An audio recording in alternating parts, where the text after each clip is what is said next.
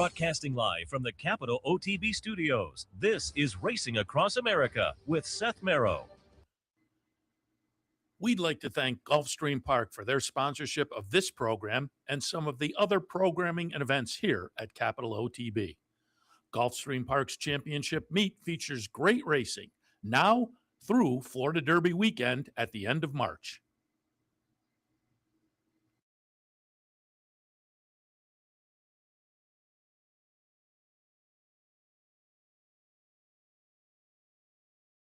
Good morning and welcome to Racing Across America on this Sunday morning. Happy to have you jump on board as we'll recap some of the action from yesterday. And it was obviously a very, very big day yesterday. Sorry for the late start. I was down on the floor. The monitor has been acting up recently, and now I finally got it going. But now I have kind of a psychedelic thing going. But I have another monitor up there, so I know that the picture going out is fine, but my monitor it's been a little funky. Been that way for a week or so. We got to get that worked on. But as I say, we will go over some of the action from yesterday, which obviously is going to play along the Derby Trail and Oaks Trail, but other divisions played out as well at both Fairgrounds, Turfway, and then the Essex down at Oaklawn as well. Do want to alert you, we have a couple things coming up Friday and Saturday that you may be interested in, and entries are now open. Coming up on Friday, there'll be another Pick 3 bankroll. I'll be playing on behalf of the team, and again, entries are open now at capitalotb.com, as well as the Saturday Syndicate Special. Entries are open for that as well. Syndicate did very well last time, a couple of weeks ago, knocked it out of the park, and everybody walked away with a nice chunk of money. So keep that in mind also. Entries are open for both of those.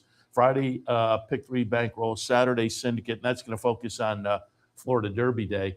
But go to capitalotb.com, click on the promotions link, then look for those graphics, click on those and fill out the entry form, and we'll select teams early this coming week. So put your name in now sooner rather than later to get your shot for a little free money, courtesy of Capital OTB.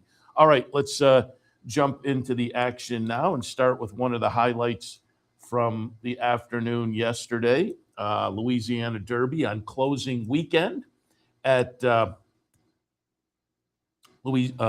Fairgrounds. And again, it was a really nice day yesterday. Stakes-wise, racing-wise, the undercard, the non-stakes races were all very good as well.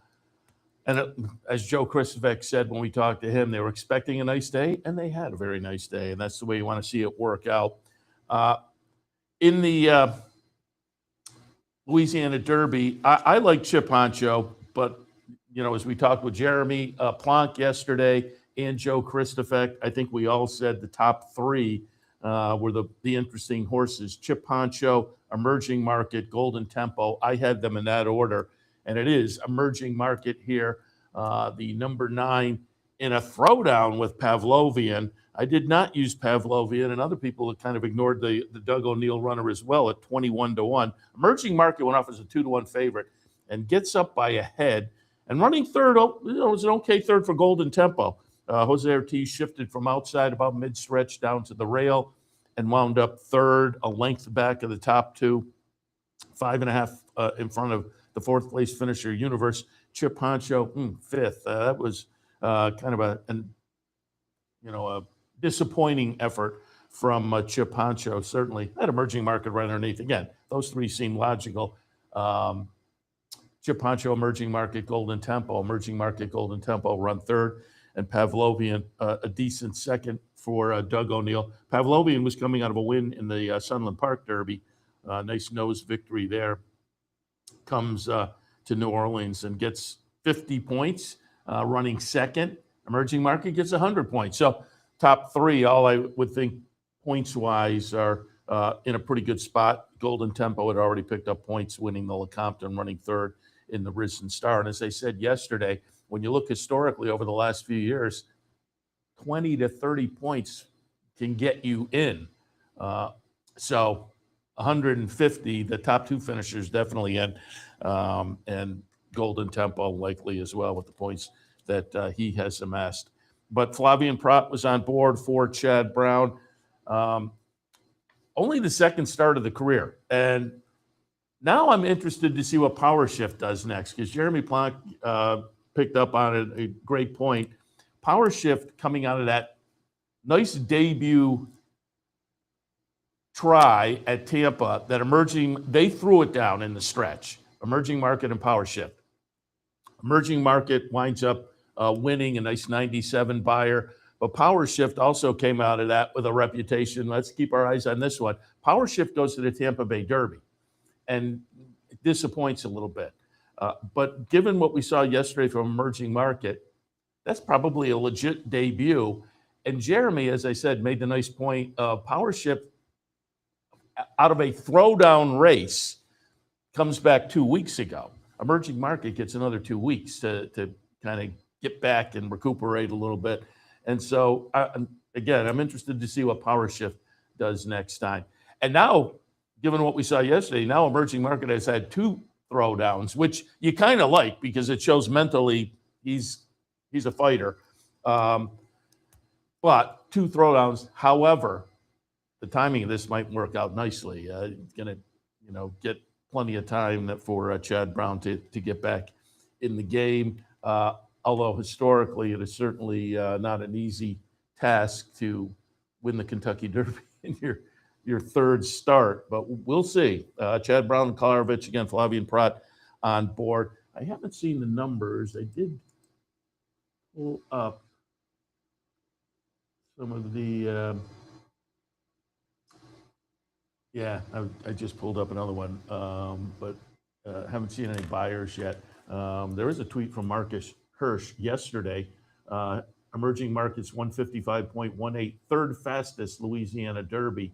Epicenter and Hot Rod Charlie were faster since the distance was changed to 1 mile and 3/16 in 2020. So it has only been this trip for a relatively short amount of time. But nice win yesterday for Emerging Market. But as I say, Pavlovian Golden Tempo also looked pretty good. And they all come into, Derby season now with the points that will get them there if they elect to go. And if, there are no hiccups along the way, that's always a concern as well, because we still have, a better part of a month and a half to go. All right, on the girls' side of things, Fairground Oaks yesterday, and Mr. Prat again on board. That's not a pretty nice day to get the Louisiana Derby. You squeak it out by a head, but pretty easy victory in the Fairground Oaks. I and most other people like number 5 Bella Ballerina at even money.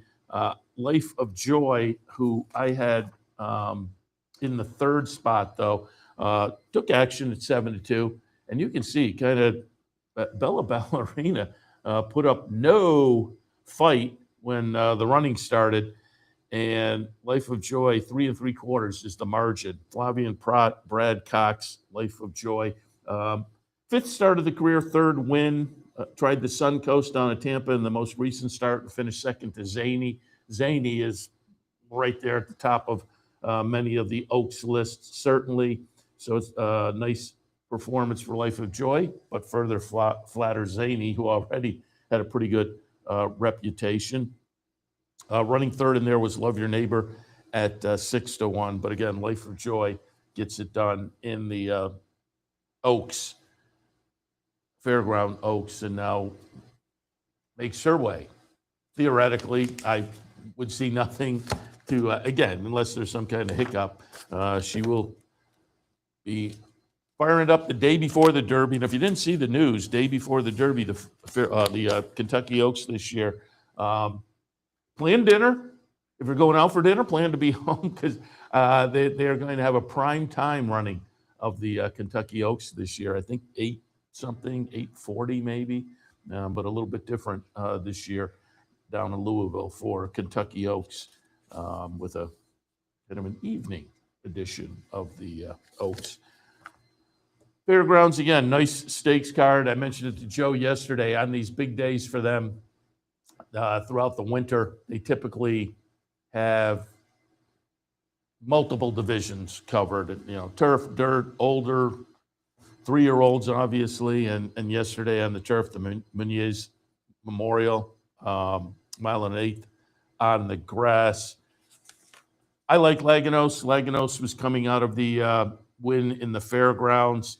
Montador was interesting, having run second in that race. Program Trader was in for Chad Brown, Flavian Prat on board, but it will be Laganos getting it done. Separates by a length as they come under the wire. Number 4 horse at 8-5 is the favorite. Tom's Magic runs second at 6-1, and running third was the second choice, 8-5 Program Trading. But Laganos, having shown an affinity for fairgrounds, a couple of starts previously, won the fairgrounds back on February 14th, middle of January, second in the Colonel Bradley. So had a nice season down at the fairgrounds for trainer Steve Asmussen. Jose Ortiz on board, who had not only a nice day yesterday, but had a nice meet. He will clearly be the leading jockey at the meet as we go into the last day of the fairgrounds meet today. He has a clearly insurmountable lead. Program Trading ran okay. 2 lengths back. It was a length from first to second, length from second to third. But Tom's Magic, nice little second in there, as I say, at 6-1 for Mike Stidham, coming off a second in the Tampa Bay turf stake down at, obviously, Tampa Bay. But this is a nice runner who, again, got a little bit ignored at 6-1, but had not missed an exacta 8 times in 9 starts. 4 wins, 4 seconds in 9 starts prior to yesterday. Completes another exacta. And what do we have? Our exacta yesterday. Not bad for an 8-5 favorite on top. And if you looked at Tom's Magic and said, geez, he's usually in the exacta, he wound up with $30 and change for the exacta in there. But Laganos, Asmussen runner, was up at Saratoga last year in the 4-star day. I'd be shocked to see that one back. Spent the spring at Churchill. I would look for, similar scenario for the 5-year-old Asmussen trainee. And as I say, another part of what was a good day for Irad, or for Jose Ortiz. Irad has his own good day that we'll touch on in a little bit. All right, also on the stakes agenda yesterday at the fairgrounds, the New Orleans, as they say, they cover a lot of ground, a lot of divisions with their stakes races on big days. And this was the race for the older division, $500,000 up for grabs, 9 furlongs in the New Orleans. And I went back to Life and Times. I think Life and Times for Pletcher and Michael Tabor had looked so good in the first 2 starts, and then ran into Knightsbridge, who I think is very, very good. So I went back to Life and Times, the 4 horse. He kind of faded, and again, one of those didn't have a whole lot of punch in the stretch. Clearly third, as Touch Upon a Star, and we talked about this one with Joe Christopher yesterday. Nice Louisiana bred wins. Corporate Power runs second. Touch Upon a Star actually went off as the favorite, 6-5 favorite. I was at 7-5 with Life and Times, and Corporate Power, who split those two, running second, was 5-1. So they were the top 3 choices, but the betting public got it right. Touch Upon a Star, and again, this is Joe said it yesterday. One of the best Louisiana breds of all time, no disagreement. And I mentioned it yesterday, and John Dooley said it as the horse came under the wire with the win. That's $2 million in earnings. And most of the career has been down in Louisiana, like in New York. They have a great state bred program. There are a lot of big state bred stakes days, and they picked their spots in a lot of those. And then they've judiciously gone out to face Open Company. 3 starts before yesterday had won the Open Delta Mile at Delta Downs, the Sexton Mile at Lone Star in 2024, close up second. So they've kind of picked their spots, including yesterday in the Grade 2 event with $500,000 up for grabs. And as they say, pops over the $2 million mark with the win. 21 wins in 28 starts. Just remarkable for Touch Upon a Star. And I said it yesterday, being a Louisiana bred kind of floats under the radar a little bit. I think people who follow the game closely, and certainly, Louisiana racing, and this horse has been at the fairgrounds plenty as well. they may have picked up on it, but after yesterday with a win in a grade 2, stepping not only out of the state bred company, but into graded stakes, and with the horse like Life and Times in there, Asmussen had Corporate Power. It was a kind of a scratch reduced field of only 5, but it was a nice field, and so that was a nice win for the Louisiana bred Touch Upon a Star. I should also mention, set a new track record. So this is a nice horse, very nice horse. Touch Upon a Star. At 7 years old, we'll see, where I would think you look at the record at this point, I think they'll continue to do what they've been doing successfully. Just pick their spots at the various tracks, Evangeline, Delta Downs, maybe Louisiana Downs, and just kind of pick their spots on some of those state-bred stakes days. And then, when it suits, shop around to some open company, but I would think this one probably sticks around down in the bayou, as it were. 8th race on the card yesterday, kicked off that late pick 5, all stakes pick 5 that Joe Christofek and I talked a little bit about yesterday.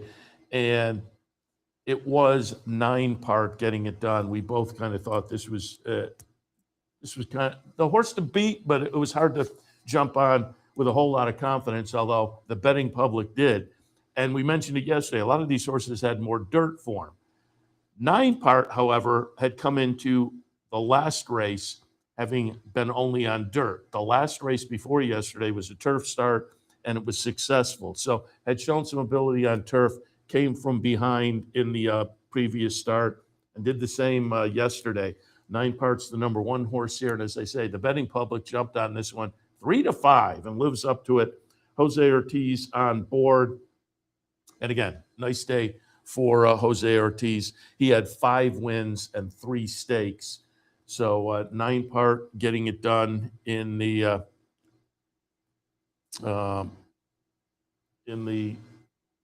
Costa Rising, kicked off that all stakes pick 5, which was very havable. 9-part, as I say, went off as a short price. And so you got, $3 and change there. You had $4 and change in the New Orleans Classic. Laganos paid $5. Life of Joy, $9. And then the sequence ended again with a favorite, $6. And so for that all stakes pick 5, $155. So it was a little bit of a chalky play in there, but it was havable if you jumped in and took your shot yesterday at that. And again, it was a nice day overall. Plays into, obviously, Kentucky Derby, Kentucky Oaks, but the undercard stakes were interesting as well. We'll take a break. When we come back, it was also a very big day at Turfway. So we'll take a look at some of that Turfway action, obviously highlighted by the Jeff Ruby. All of that right after this. Stay tuned. The championship season is on at Gulfstream Park. Great horse racing action Thursday through Sunday. Come out and enjoy the world's best horses, trainers, and jockeys as they compete over the Hallandale Beach Oval all season long. Take your experience up a notch and join us in 10 Palms Restaurant with unbeatable track views, outstanding dining, and convenient wagering options. For reservations, event schedules, tickets, and more, head to GulfstreamPark.com. If you don't have a Capital OTB account yet, now is the time to log on and take advantage of the sign-up bonus. More details at CapitalOTB.com. Become a Capital OTB account member now and enjoy free past performances, wagering from any device, live streaming, racing info, contests, promotion and events, and more. So sign up now and take advantage of the new account bonus. Details at CapitalOTB.com. Want to get your career in horse racing off to a fast start? Well, the University of Arizona's Racetrack Industry Program is your winning ticket. The Racetrack Industry Program has served as a springboard to some of the industry's most successful individuals, with a proven track record of job placement right out of college. If you want to earn a degree in the exciting horse racing industry, the Racetrack Industry Program can put you in the winner's circle. Welcome back to Racing Across America. I mentioned it earlier, last day of the meet down at the fairgrounds. Before we move on to Turfway, just a little update as we go into the last day. And I said it, Jose Ortiz, the clear leader, and I mentioned it yesterday, on both sides of the human equation, trainer and jockey. Jose Ortiz comes into the last day of the meet with 92 wins. Second is Marcelino Pedrosa with 64. So it's 28 margin, clear winner of the meet for Jose Ortiz. Ben Curtis, third. Paco Lopez, fourth. Isaac Castillo, fifth. Rounding out the top 10, I mentioned it yesterday, Sofia Vivas. We kind of think of her from Woodbine, but spent part of the winter down at Fairgrounds and did very well, wound up number 10 on the list. I'm just looking.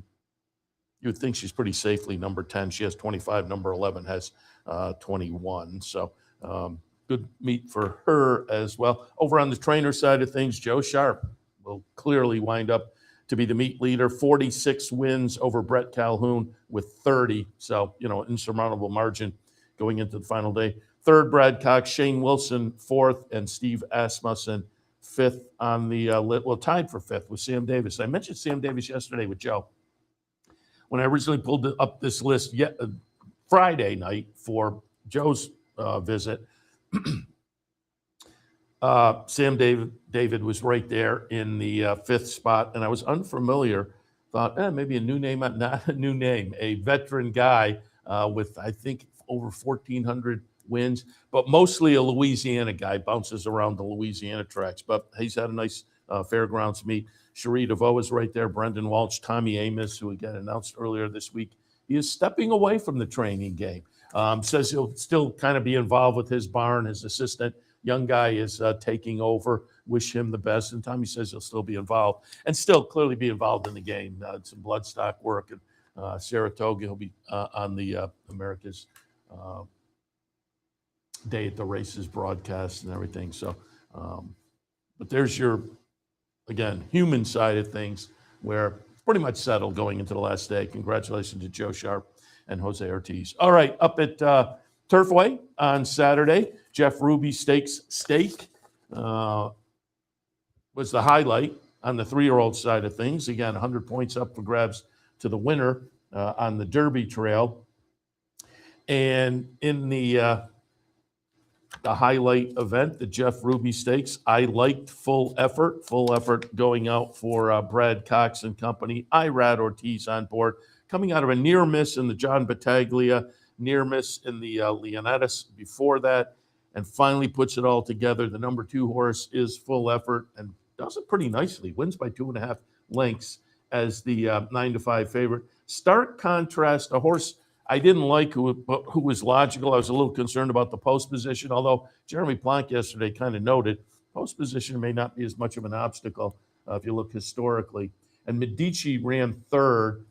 Stark contrast, as I said. I didn't use that one. 5-2 on the morning line, went off at 2-1. Betting public was there. I was a little concerned. Came in from the West Coast for Mike McCarthy and ran a pretty good second with Kazushi Kimura on board. So it was the top 2 odds-wise, 9-5 and 2-1, combining for $19 exactly. With the top 2, not bad, but that's what field size does for you. It was a field of 12 in there. Full effort gets it done. 2 Out Hero, I thought, was a little bit interesting. That one winds up, 7th. Black Hornet, who I mentioned yesterday, coming in off a couple of turf victories at Fairgrounds.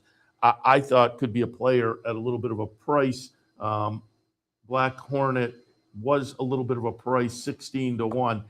And I thought there was a point around the turn where I thought, we're moving. We may be in a good spot with Black Hornet, but winds up running 8th in there as they come down the lane. But, again, had full effort on top off the 2 second-place finishes and prior stakes at the meet at Turfway. Puts it all together for Brad Cox and company, St. Elias, Starlight Racing. According to what a follow-up article in the Racing Forum, Jeff Ruby himself was there from Jeff Ruby Steakhouse, and the Jeff Ruby Steaks Steak, obviously sponsored by them. It said he was in the winner's circle. And he walked up to Jack Wolf from Starlight and said, well, where are you going next? And Jack said, what do you think? Because they put 100 points in. And I mentioned it yesterday when we had Jeremy talking about this race, Jeremy Plonk. Been productive. You think, oh, synthetic, what are you going to get coming out of this race with horses who maybe have a little more synthetic form or have some turf form. And that has been the case with Full Effort. Started the career on the turf, last couple of starts on the synthetic, will move to the dirt. But this has been a productive race. Last year, Final Gambit came out of this race to run 4th in the Derby. Back in 2023, Two Phils came out of Turfway to run 2nd in the Derby. In 2022, Rich Strike ran 3rd in this race and won the Kentucky Derby. So we'll see with Full Effort. And again, with the points given out, stark contrast, could move on to the Derby as well. 50 points certainly gets you into the mix on Derby Day. A little bit earlier on the card yesterday down at Turfway, it was the Bourbonnette Oaks again. Boys get their points race, girls get their points race in the Bourbonnette Oaks. I was very happy with the result here. I took a shot with Lorelei Lee coming in for Mike Maker off a couple of sprints at Turfway, and I like the angle. 3rd start stretches out off a couple of good sprints, and it worked out. Lorelei Lee is the number 11 horse at 10-1. Gets it done for us in here, holding off a late close from Lovely Gray, who was the favorite at 7-2. Running 3rd was Resist, 16-1 there.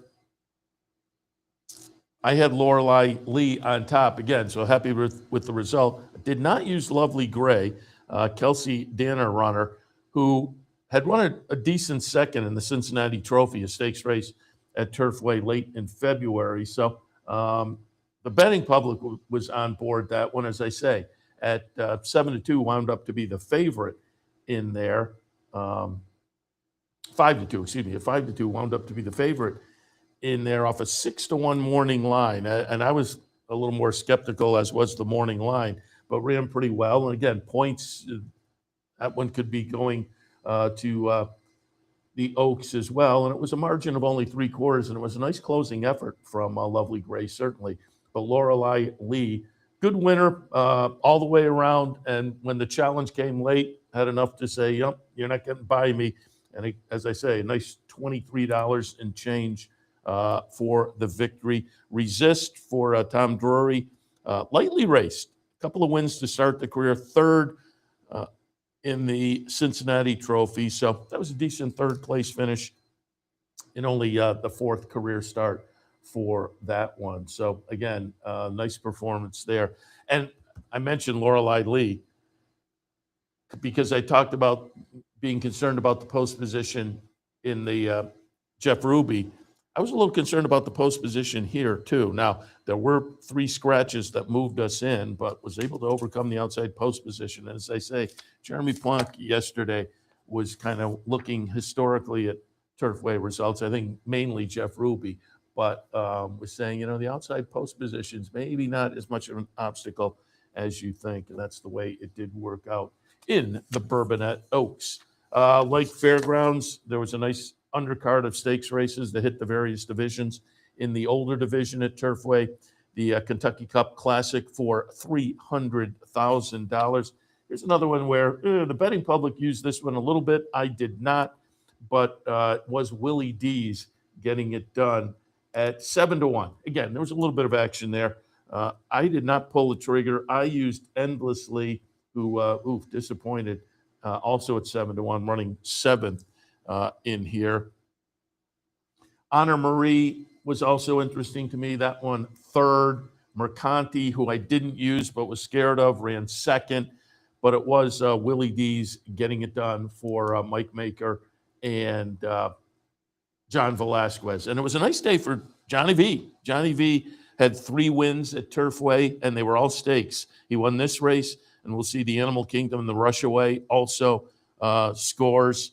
So, a nice afternoon for Johnny Velasquez, and also on the afternoon down at Turfway, I mentioned it earlier, nice day for Irad Ortiz, who wins the Jeff Ruby and a couple of stakes overall. So Irod and Johnny V ship in, and both have good afternoons with Willie D's getting it done. Mike Maker trains, productive horse, came out of a fourth in the Louisiana, a stake down at Fairgrounds, middle of January, was in the Tinsel before that. In December at Oaklawn, ran second. So it's one of those where they kind of, they pick their spots and they pick up checks more often than not. This one, 25 starts, 5 wins, 7 seconds, 2/3, and had over $500,000 in the bank before yesterday's win. So jumps that up. And again, that was the record before yesterday. Now it's 26 starts and 6 wins.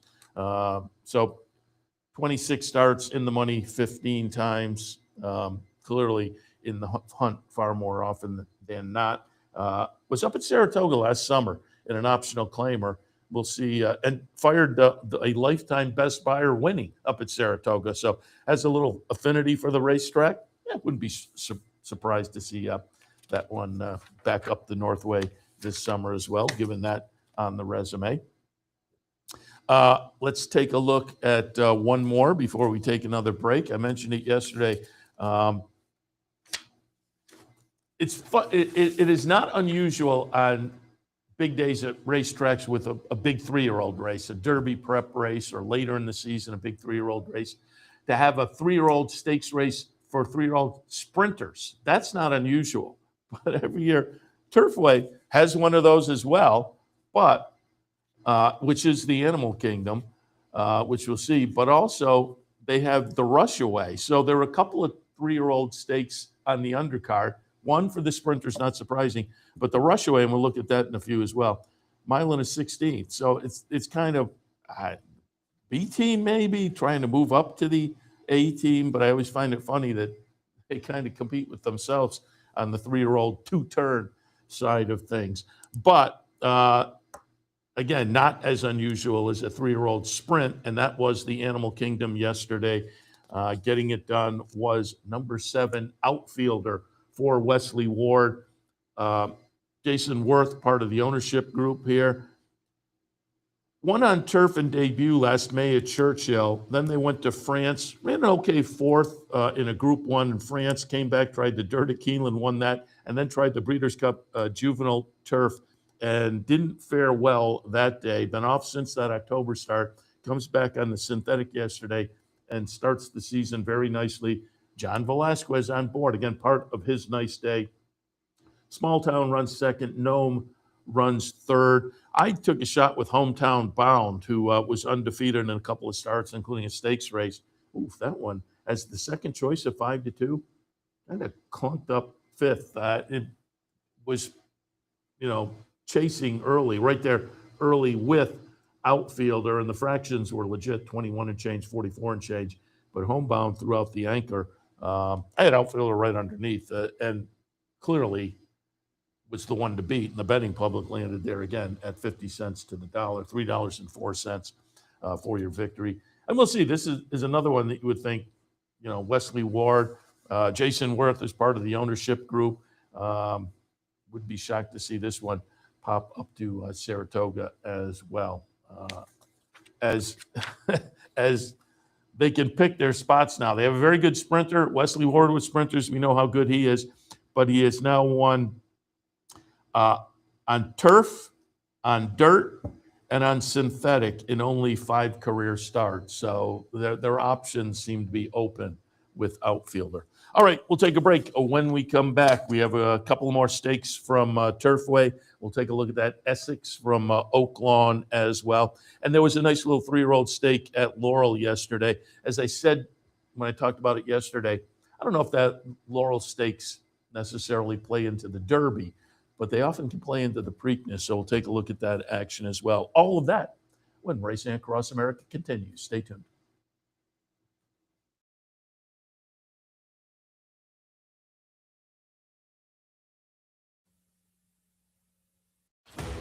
Sometimes it pays to go with the flow, to check your worries at the door, to reconnect with your crew, to follow the thrills and the flavor, to roll with it and see where it takes you, to enjoy every minute to its fullest, and to dance like there's no tomorrow.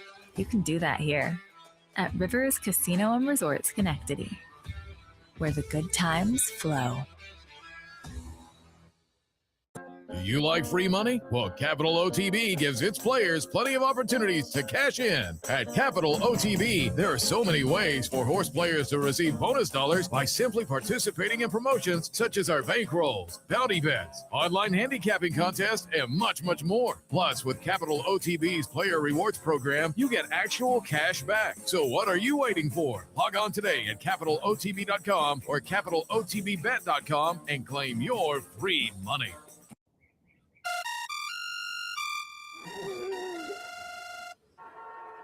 Come on. I want sales reports on my desk by Monday. Whoops. My bad. Love racing? RTN brings you every live simulcast on your home television, plus live video streaming and race replays on your PC and mobile devices. To order, visit rtn.tv.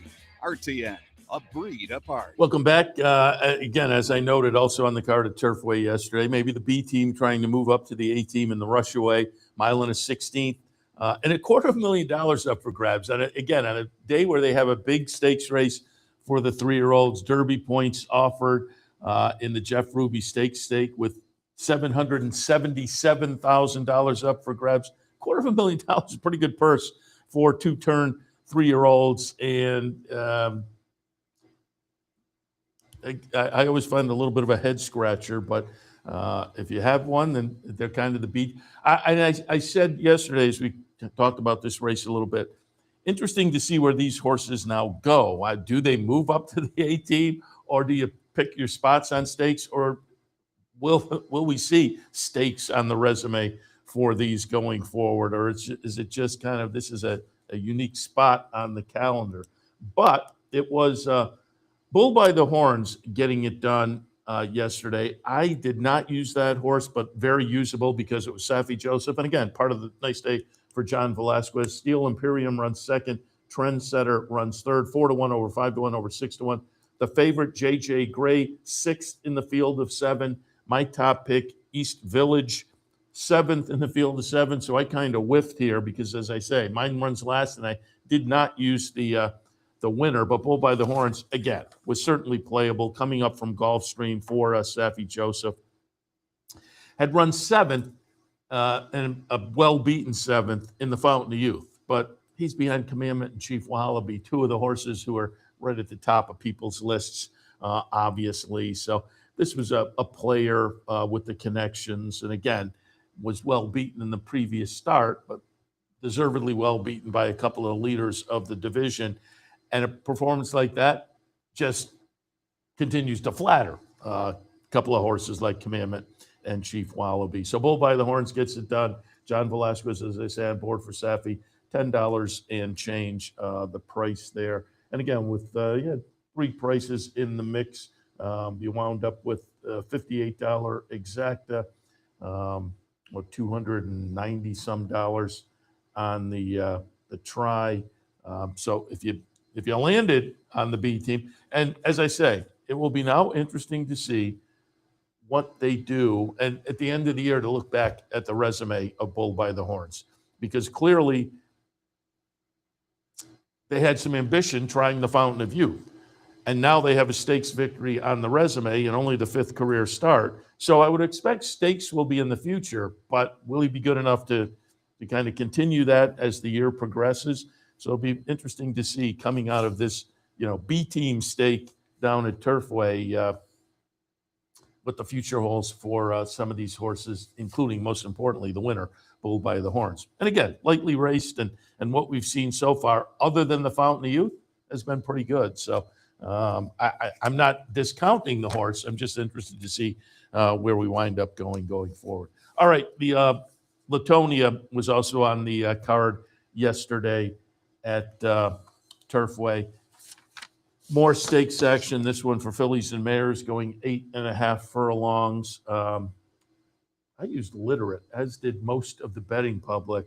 At 58 cents to the dollar, Literate, the number 1, was the favorite. The Brad Cox trainee, coming out of a couple of stakes wins at Turfway, just did not have her running shoes on yesterday. Again, as the 58 cent to the dollar favorite, she's going to run fourth in here. The winner was a horse I had in my mix. It's Stylish Sue, Joe Sharp, and Irad Ortiz. Again, part of the nice day for Irad. 8-1 for this horse. Well beaten in the stake last time that Literate won. So it was turned things around pretty convincingly with a chart margin of over 4 lengths. 5 aside ran second, 5 lengths from second to third. Warming ran third, Literate fourth. Literate again, having beaten Stylish Sue last time and pretty convincingly. It was not Literate's day, obviously, but it was for Stylish Sue. Gets it done. 5th career win in the 14th career start. A Joe Sharp trainee. Interesting to see where she goes. Joe certainly has horses up at Saratoga. Don't know if that's in the cards. I'm just looking last summer out at Indiana and Churchill. So as a Kentucky bred, may take a similar route this season, but look pretty good. As I say, yesterday, $19 and change there for your win for Stylish Sue. And again, part of the nice day for Irad Ortiz. All right. Also wanted to take a look at the stakes race yesterday at Oaklawn. It was the Essex for older handicap division runners, grade 3 event, mile and an eighth, $500,000 up for grabs as Oaklawn. The purses are just phenomenal down there. And no surprise, it was the return of Skippy Longstocking after the January win in the Pegasus. Follows that up with a pretty convincing win in the Essex. The chart margin over 5 lengths. MacMan runs second, a neck over San Siro. Short price for Skippy Longstocking, $4.20, but continues his win streak back at the end of December, won the Harlan's Holiday, then wins the Pegasus, now wins this one. Safi Joseph runner with Micah Husbands on board. 14th win in the 37th career start. And what are we with the 300? We're approaching $6 million in earnings for Skippy Longstocking. So it was a nice performance, certainly there for the Safi Joseph trainee coming up from the Palmettos base to get it done at Oaklawn yesterday. And as noted, did want to take a look at the Laurel race. I had mentioned it yesterday, and I said, I don't know whether these Laurel races this time of year, 3-year-old races, have the punch to send somebody to the Derby, but the Preakness is not out of the question. But I will say, I'm not sure yesterday whether that will be the case. It was the private terms yesterday for the 3-year-olds, 8.5 furlongs the trip, and winds up being Wild Warrior with Yedsit Hazelwood, the young jock that has been making a name for himself going back in most of the last year. Gets the victory here. Career win number 3 and career start number 6. First stakes victory. Tried to stake last time in the spectacular bid and ran 5th, but gets it done yesterday over Code of Silence. Let's Go Lando was the 9-5 favorite, runs 3rd in a short field of 5. And I say I'm not sure if this is going to play into the Preakness or not, because Wild Warrior, I have not seen the number from yet. Jack's a little excited, and understandably so. I have not seen the number yet, but the numbers coming into this for Wild Warrior, a little light. Lifetime best buyer coming into yesterday was 65. We'll see if that improves.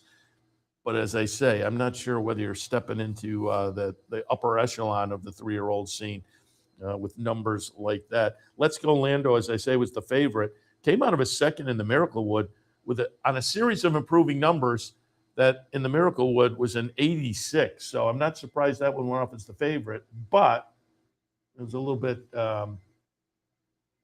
disappointing running 3rd in there off of that nice effort in the Miraclewood.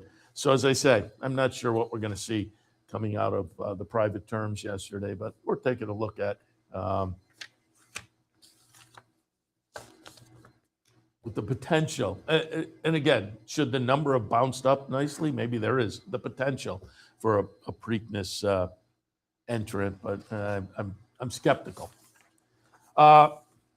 Before we wrap it up for today, they did draw, I think they drew the Arkansas Derby on Friday. They did draw the Florida Derby yesterday. So our man Brian Nadeau out in the winner's circle as they were drawing, and he was live announcing morning line odds and whatnot. But Florida Derby and Arkansas Derby this coming Saturday, they both look very good. And again, this weekend in Louisiana and Turfway, we did get 100 points races, kicking off the series of 100 points races where it gets serious. The top two are with 100 points and or 50 points are eligible. I was going to say are going. That's not a done deal, but are clearly going to be eligible to go. You'll have enough points if you run first and second in these races. And the Florida Derby is a powerhouse field. Chief Wallaby in there, who again, I was surprised last weekend's future pool was the co-favorite with Paladin. So Chief Wallaby, on a lot of people's minds, Chief Wallaby will take a lot of action, but Commandment, who beat Chief Wallaby in the Fountain of Youth last time. Commandment came out with a 101 buyer, Chief Wallaby with a 100. So these two are obviously going to take a lot of action and a lot of interest, but so will Nearly, coming out of the big win in the Holy Bull. Sat on the sidelines, didn't go to the Fountain of Youth, but now comes back in the Florida Derby for Todd Pletcher off a string of 3 wins, including that nice Holy Bull victory with a solid 98 buyer. And the Puma, coming out of the win in the Tampa Bay Derby, also entered in next weekend's Florida Derby. So looks like a solid field. PPs are out if you want to go and check that out, the whole card at Gulfstream. PPs did not seem to be out for the Arkansas Derby card next Saturday. I would think that will come out sooner rather than later. But they did draw the Arkansas Derby.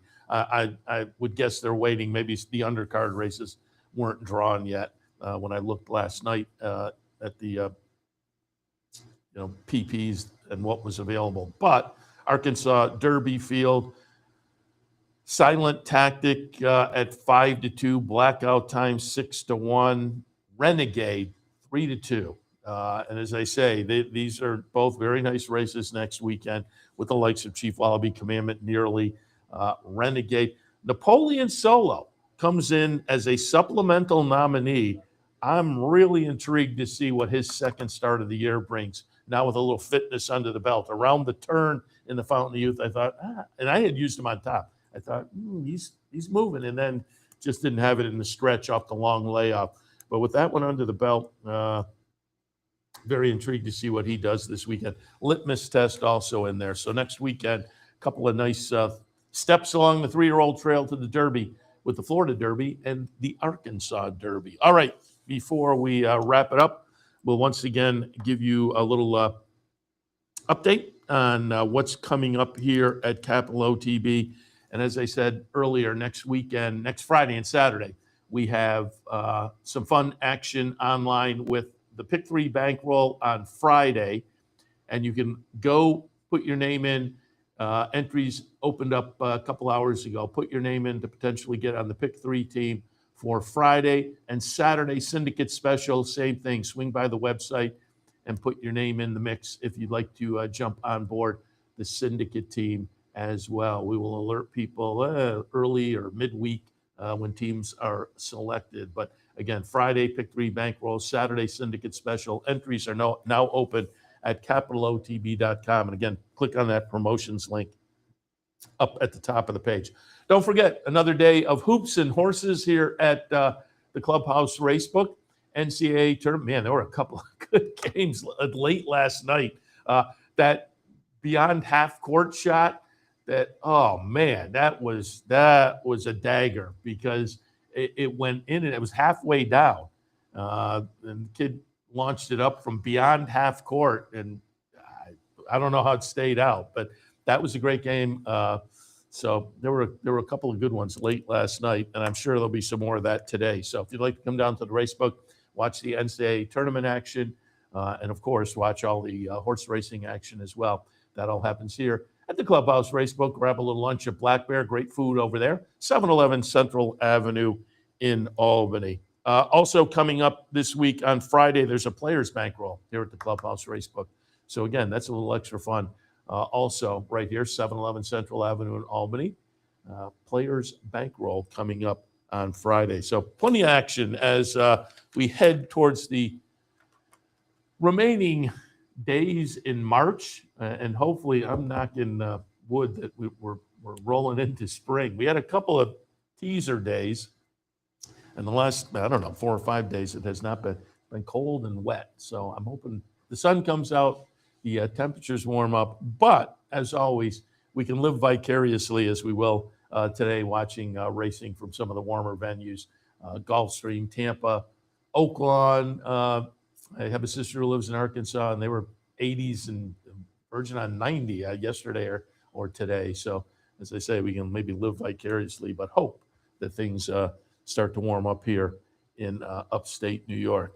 But we will live vicariously this afternoon, OTB Live, looking at some of those warmer venues, but we'll also have some New York in the mix as well. Plenty of fun action this afternoon on OTB Live, probably back in an hour or so, an hour and a half to kick things off on this Sunday afternoon. Happy you tuned in this morning. And again, it was a fun day yesterday. It was fun to kind of recap as well, because clearly the results of yesterday will play into obviously the 3-year-old side of things, Derby and Oaks, but some of those other divisions as well. Skippy Longstocking, going to be fun to see how his calendar plays out over the next couple of 3 months and into the summer and beyond also. But yeah, fun day, fun to review. Happy you tuned in. And again, we'll be back sooner rather than later for OTB Live for a Sunday afternoon. See you then. We'd like to thank Gulfstream Park for their sponsorship of this program and some of the other programming and events here at Capital OTB. Gulfstream Park's championship meet features great racing now through Florida Derby weekend at the end of March. You're watching OTB TV, a service of Capital Off-Track Betting.